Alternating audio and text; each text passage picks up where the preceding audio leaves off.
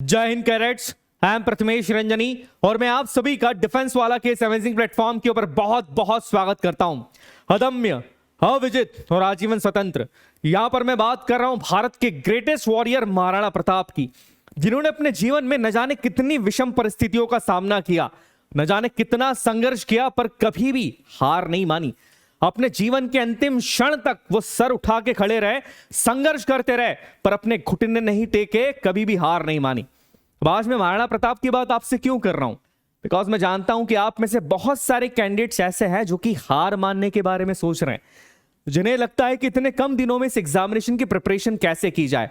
और कई कैंडिडेट्स तो ऐसे हैं जिन्होंने साल भर प्रिपेयर किया है, पर अब एंड टाइम पर आके अपने आप पे सेल्फ डाउट हो रहा है। देखिए, मैं आपसे एक सीधी सीधी बात कहता हूं, अगर आप गिव अप कर देते हैं ना, तो आप फौजी बनने के लायक ही नहीं है। आपने जितने भी ऑफिसर्स लाइक क्वालिटीज के बारे में सुना है, उसमें से सबसे इंपॉर्टेंट ऑफिसर्स लाइक क्वालिटी ये होती है कि एक ऑफिसर कभी भी गिव अप नहीं करता है। ये बात मेरी याद रखना।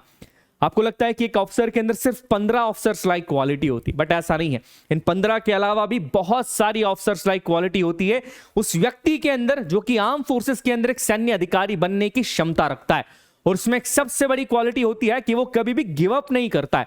तो आपको गिव अप नहीं करना है। देखिए, हमारे देश में ऐसे महान लोग हुए हैं, आप सोचिए अगर वो गिव अप कर देते तो क्या होता आज हमारा। तो गिव अप नहीं करना है, ये हमारे आइडल है, इनको आइडल मान के अपने आप पर भरोसा रखिए, संघर्ष करते रहिए। संघर्ष ही वो चीज है जो आपको निखार के हीरा बनाएगा, ये बात याद रखिएगा।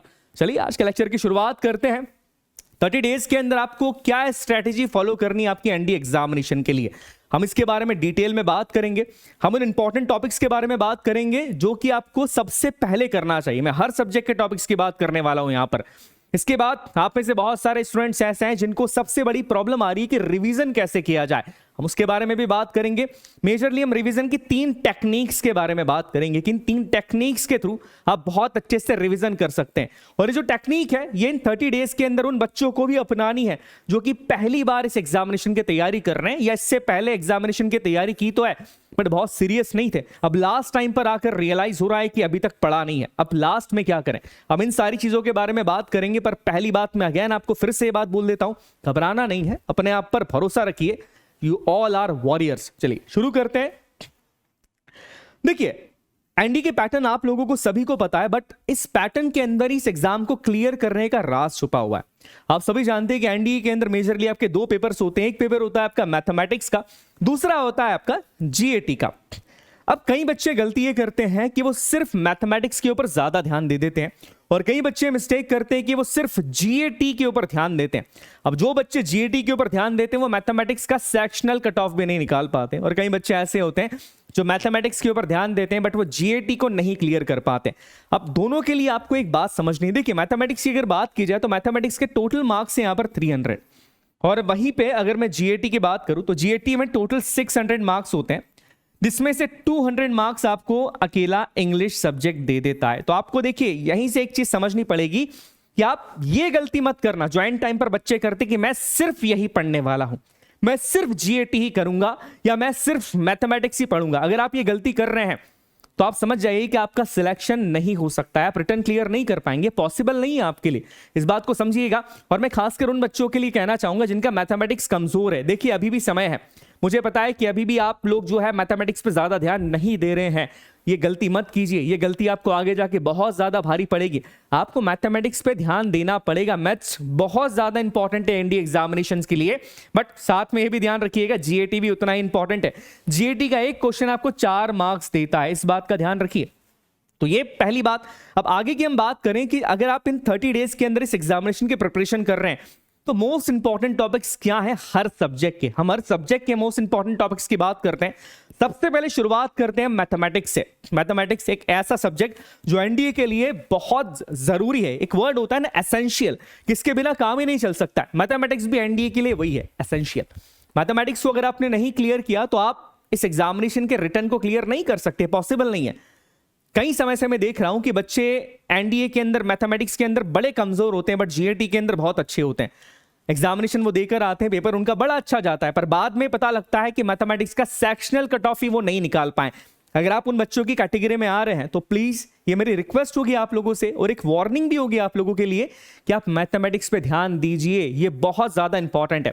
अब इंपॉर्टेंट टॉपिक्स की बात की जाए, यहां पर इंपॉर्टेंट टॉपिक्स आप देख लीजिए, set theory, relation and functions, trigonometry, sequence and series 8 से 10 questions, differential calculus, integral calculus.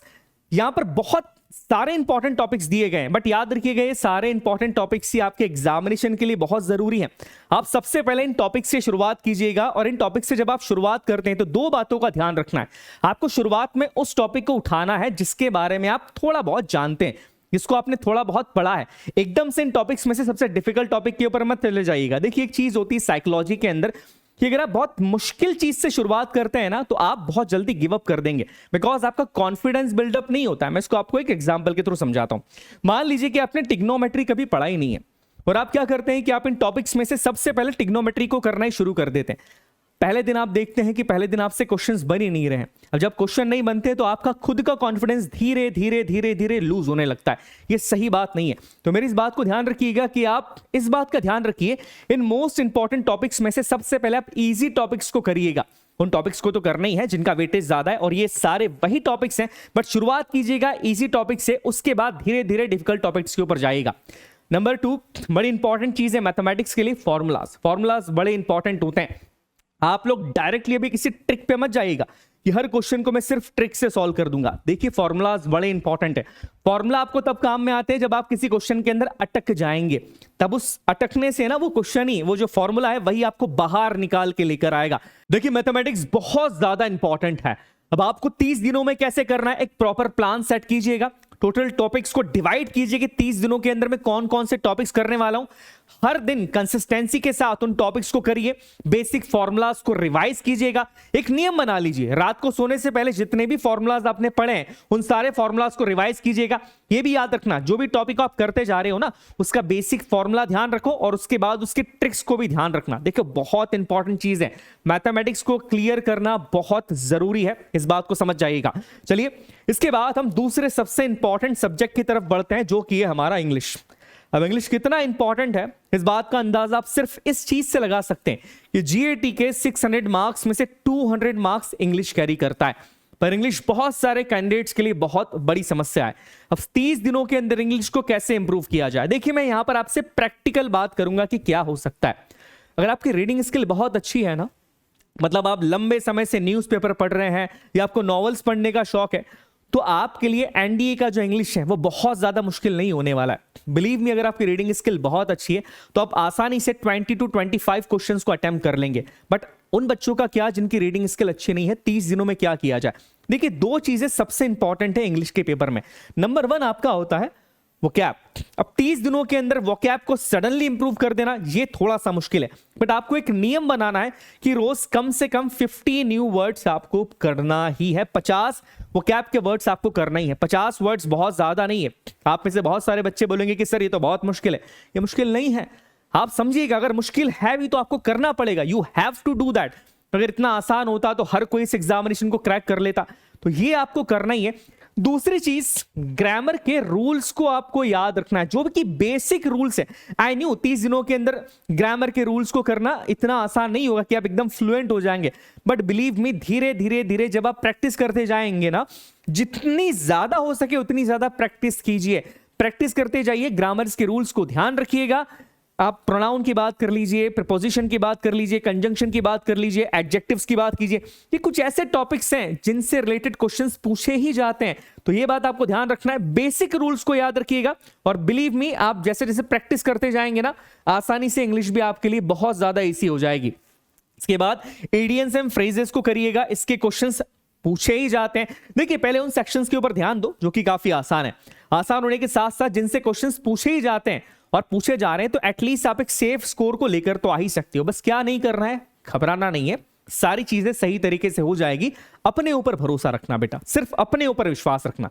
चलिए नेक्स्ट टॉपिक की हम बात करें, इसके बाद हम बात करते हैं ज्योग्राफी की। ज्योग्राफी का वेटेज जीएटी में बहुत ज्यादा रहता है। अब इसमें आपको क्या क्या करना है, all the concept of physical geography, physical geography के जितने भी कॉन्सेप्ट है वो सारे आपको ध्यान रखने हैं। याद रखिएगा facts of Indian geography, Indian geography से कई सारे क्वेश्चंस पूछे जाते हैं। स्पेसिफिकली कौन कौन सी चीजें आपको ध्यान रखनी है, माउंटेन्स, माउंटेन रेंजेस के नाम याद रखिएगा, reverse, national parks, population, railway, ये सारी कुछ ऐसे टॉपिक्स है जिससे हर साल क्वेश्चन पूछे जा रहे हैं। तो इन टॉपिक्स को आपको सबसे पहले सॉल्व करना है। देखिए एक तरीका होता है, जब भी कोई टॉपिक सॉल्व करो उसके बाद उसके एमसीक्यूज लगा लो। अगर आपने बैचेस को ज्वाइन करा है तो आपके पास डीपीपीज होगी, बैचेस को ज्वाइन नहीं करा है तो कहीं से भी क्वेश्चंस को लेकर आओ और क्वेश्चंस को लगाओ, बिकॉज जितने ज्यादा क्वेश्चन लगाओगे ना उतना ज्यादा कॉन्फिडेंस आपका बिल्डअप होता रहेगा। चलिए नेक्स्ट सब्जेक्ट की तरफ बढ़ते हैं। नेक्स्ट सब्जेक्ट है यहां पर हिस्ट्री। हिस्ट्री की बात की जाए तो Indus valley civilisation, Buddhism, Jainism, modern empire, bhakti and Sufi movement, Mughal period, Indian social reforms in the 19th century और मेजर गांधीयन मूवमेंट्स। तो ये कुछ इंपॉर्टेंट टॉपिक्स है। आगे पॉलिटी की बात की जाए तो features of the Indian constitution, preamble, fundamental rights काफी इंपॉर्टेंट है, डीपीएसपी, पार्लियामेंट और इंपॉर्टेंट अमेंडमेंट्स। हर साल इंपॉर्टेंट अमेंडमेंट से कुछ क्वेश्चंस पूछे ही जाते हैं, तो ये बात आपको ध्यान रखना है। नेक्स्ट पॉइंट की बात करें, अगर फिजिक्स की बात की जाए तो Newton's law, motion, work, power, energy, gravitation, इसके अलावा sound and waves, current, electricity, optics. देखिए याद रखिएगा फिजिक्स की अगर मैं बात करूं तो बेसिक कॉन्सेप्ट ध्यान रखना, बेसिक कॉन्सेप्ट से क्वेश्चन ज्यादा पूछे जाते हैं, बिलीव मी। आप बिल्कुल हाई कॉन्सेप्ट पे मत जाइएगा, जो बेसिक कॉन्सेप्ट है ना उसको बहुत अच्छे से कर लेना बेटा। बेसिक अगर आपका बहुत मजबूत है ना तो कोई भी क्वेश्चन आ जाए, कैसा भी क्वेश्चन आ जाए, आप आराम से बहुत आसानी से उसको क्रैक कर लेंगे। आगे बढ़ते हैं। नेक्स्ट बायोलॉजी की बात करें, सेल, कॉमन डिसीज, हर बार क्वेश्चंस पूछे जाते हैं। सेल बहुत इंपॉर्टेंट टॉपिक है। क्लासिफिकेशन ऑफ लिविंग ऑर्गेनिज्म की बात की जाए, सेल काफी इंपॉर्टेंट टॉपिक है। ये टॉपिक्स आपको पहले प्रायोरिटी के साथ तैयार करने। आगे बात की जाए केमिस्ट्री की, रेडॉक्स एंड इलेक्ट्रोकेमिस्ट्री, इसके बाद very very important non metal and it's compounds, बहुत ज्यादा इंपॉर्टेंट टॉपिक है, इसको तैयार कर लीजिएगा। Acid, base, salt, atomic structure, ये कुछ इंपॉर्टेंट टॉपिक्स है। आगे करंट अफेयर्स, करंट अफेयर्स बहुत मेजर रोल प्ले करता है, इसको अवॉइड मत कीजिएगा। अब करंट अफेयर्स इतना सारा है, उसमें क्या पढ़ा जाए। देखिए कुछ मेजर चीजें हैं जो हर साल एनडीए एग्जामिनेशन में पूछी जाती है, जैसे डिफेंस एक्सरसाइज और डिफेंस से रिलेटेड न्यूज। जैसे भारत ने कोई नया इक्विपमेंट खरीदा है, डिफेंस एक्सरसाइजेस, भारत की, इंडिया की किसी दूसरी कंट्री के साथ जो भी डिफेंस एक्सरसाइजेस हैं, जो ज्वाइंट मिलिट्री एक्सरसाइज है, उसके बारे में ध्यान रखिएगा। इसके अलावा इंटरनेशनल रिलेशन से रिलेटेड क्वेश्चंस पूछे जाते हैं। एग्रीमेंट्स अगर भारत ने किया है किसी दूसरी कंट्री के साथ, किस तरीके का एग्रीमेंट है, वो क्वेश्चंस पूछे जाते हैं। पर्सन, प्लेस कोई न्यूज के अंदर रहा है। बुक्स, ऑथर्स, अवार्ड्स, अवार्ड्स काफी इंपॉर्टेंट है। कोई मेजर अवार्ड है तो वो आपसे पूछा जाएगा जरूर। नेशनल एंड इंटरनेशनल अपॉइंटमेंट्स, कोई अपॉइंटमेंट हुआ है बहुत बड़ी पोस्ट के ऊपर, कोई इंटरनेशनल ऑर्गेनाइजेशन है, वहां के चेयरमैन या चीफ का अपॉइंटमेंट हुआ है, वो आपसे पूछा जाता है। और गवर्नमेंट स्कीम से रिलेटेड क्वेश्चंस भी आपसे पूछे जाते हैं कि गवर्नमेंट ने कोई नई स्कीम लॉन्च की है, उससे रिलेटेड क्वेश्चंस पूछे जा रहे हैं। लगातार आप देखिएगा इस एग्जामिनेशन के अंदर क्वेश्चन पूछे जाते हैं। अब शुरुआत कैसे करें, देखिए मैं आपको एक चीज बता चुका हूं, start with the easy topic. याद रखिएगा सारे सब्जेक्ट के लिए स्ट्रेटेजी है, इजी टॉपिक से ही आपको स्टार्ट करना है। एकदम से बहुत डिफिकल्ट टॉपिक के ऊपर मत जाइएगा, इजी टॉपिक से स्टार्ट कीजिए। धीरे धीरे धीरे आपकी जब एक एफिशिएंसी बन जाएगी, जब आपको अपने आप पर कॉन्फिडेंस हो जाएगा, उसके बाद आप धीरे धीरे सारे टॉपिक्स को कंप्लीट कीजिएगा। बट शुरुआत किससे करना है, इजी टॉपिक से।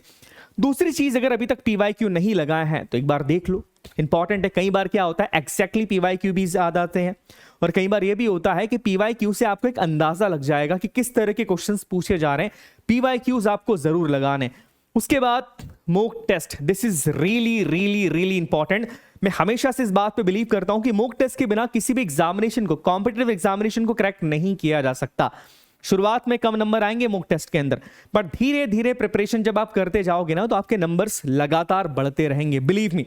तो इस डर से मॉक टेस्ट को मत लगाना कि मुझे पता लग जाएगा कि मैं कहां स्टैंड करता हूं। कई बच्चे डर से मॉक टेस्ट नहीं लगाते, उन्हें अपने आप पे भरोसा होता है, बट उन्हें लगता है कि अच्छा मॉक टेस्ट अगर मैंने लगाया और मेरी रैंकिंग कम आ गई तो ये चीज नहीं करना है बेटा। मॉक टेस्ट आपके लिए बहुत जरूरी है, ये चीज एसेंशियल है।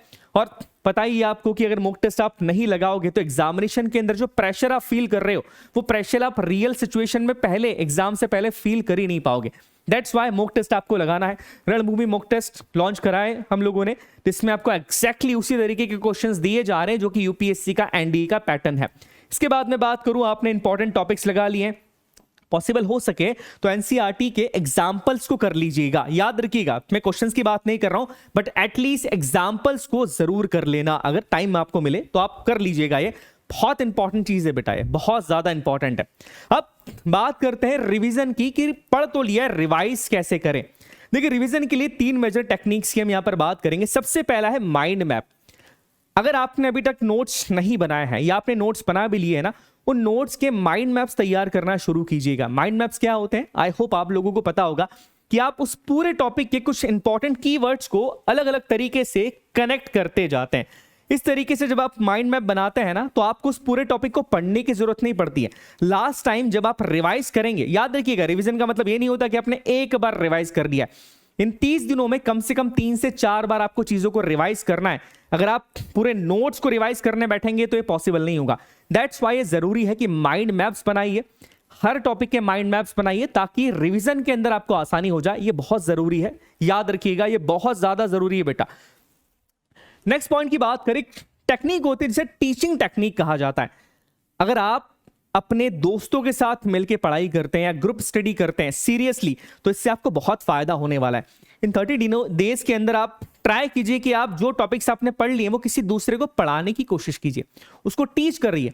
ये आपने देखा होगा और शायद आपने महसूस भी किया होगा, एक्सपीरियंस भी किया होगा कि जब आप किसी दूसरे व्यक्ति को किसी टॉपिक के बारे में समझाते हैं तो आपको वो चीज लंबे समय तक याद रहती है। और जब आप ग्रुप के साथ उस चीज को डिस्कस करते हैं ना, तो नई नई चीज आपको पता लगती है। बट याद रखिएगा, ग्रुप ऐसा होना चाहिए जो कि स्टडी के लिए सीरियस है, नहीं तो क्या होता है आप सभी जानते हैं। तीसरी जो सबसे इंपॉर्टेंट टेक्निक है, यह उन बच्चों के लिए है जो लंबे समय तक पढ़ाई नहीं कर पाते हैं और अब रिवीजन के टाइम पे थोड़ा लंबा समय आपको देना पड़ेगा। इस टेक्निक को कहा जाता है पोमोडोरो टेक्निक। आपने इसके बारे में सुना होगा।